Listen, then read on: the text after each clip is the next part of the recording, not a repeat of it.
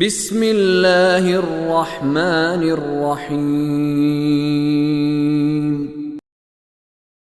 وَإِن كُنتُمْ فِي رَيْبٍ مِّمَّا نَزَّلْنَا عَلَىٰ عَبْدِنَا فَأْتُوا بِسُورَةٍ مِّن مِّثْلِهِ وَادْعُوا شُهَدَاءَكُم مِّن دُونِ اللَّهِ إِن كُنتُمْ صَادِقِينَ فَإِن لَّمْ تَفْعَلُوا وَلَن تَفْعَلُوا فَاتَّقُوا النَّارَ الَّتِي وَقُودُهَا النَّاسُ وَالْحِجَارَةُ اعدت للکافرین۔ وَإِن كُنتُمْ چیلنج قرآن کا، وَإِن كُنتُمْ فِي رَيْبٍ، کفار بہتان لگا رہے تھے رسول اللہ پر۔ کیا بہتان لگا رہے تھے؟ کہ اس نے یہ قرآن اپنے پاس سے گھڑا ہے، یہ اللہ کا کلام نہیں ہے، نعوذ باللہ، انہوں نے جھوٹ بولا۔ تو یہاں پر قرآن نے ایک ایسا چیلنج کیا کہ پورا زور لگانے کے باوجود کوئی اس چیلنج کا جواب نہیں دے سکتا۔ اور جو زیادہ مزیدار بات تھی وہ یہ تھی کہ رسول اللہ نے کسی سے درس نہیں پڑھا تھا۔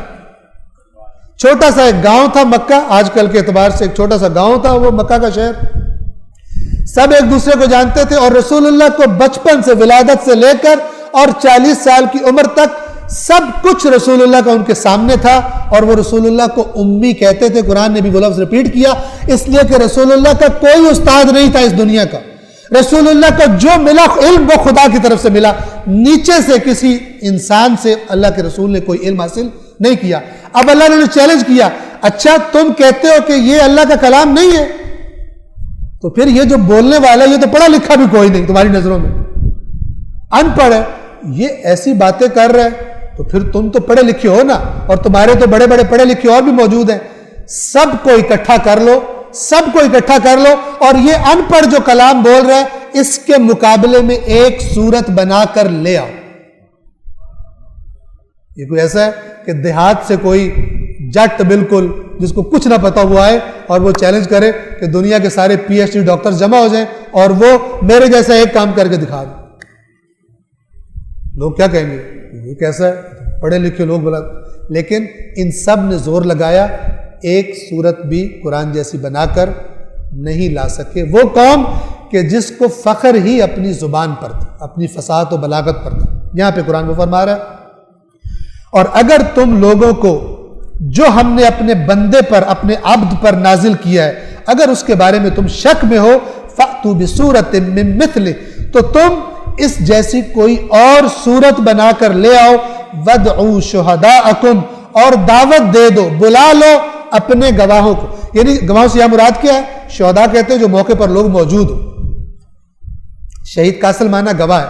تو تم جتنے لوگ موجود ہیں ان کو بھی بلا لو اس کام کے لیے، من دون اللہ، اللہ کے علاوہ، ان کنتم صادقین، اگر تم سچے ہو، یہ تم کہہ رہے ہو یہ اللہ کا کلام نہیں ہے، تمہیں شک پڑا ہوا ہے، اگر سچے ہو کہ اللہ کا کلام نہیں ہے پھر یہ کام کرو۔ فَإِن لَمْ تَفْعَلُوا، تو اگر تم یہ نہ کر سکو، اور پھر ساتھ خود ہی کہہ دیا وَلَن تَفْعَلُوا، اور تم ہرگز ابداً یہ کام نہیں کر سکتے۔ کوئی پہلوان نکلے اکھاڑے میں اور آگے کہے جتنے یہاں پر دنیا میں پہلوان ہیں سب کو میں چیلنج کر رہا ہوں، کوئی آ جائے میرے مقابلے پر، اور ساتھ ہی یہ بھی کہہ دے کوئی مائی کا لال نہیں کر سکتا میرا مقابلہ، ٹھیک ہے نا؟ اس قسم کے چیلنج میں پھر جس کے اندر کچھ ہو وہ نہ بھی آنا تو آ جاتا ہے اپنی جذبات میں آ کر۔ تو بہرحال فرمایا فَإِن لَمْ تَفْعَلُوا وَلَن تَفْعَلُوا، اگر تم ایسا نہ کر سکو اور ہرگز تم ایسا نہ کر سکو گے، فَاتَّقُوا النَّارَ الَّتِي وَقُودُهَا النَّاسُ وَالْحِجَارَةُ، تو اس آگ سے بچو۔ فَاتَّقُوا، تقوی یعنی بچنا، تو اس آگ سے بچو۔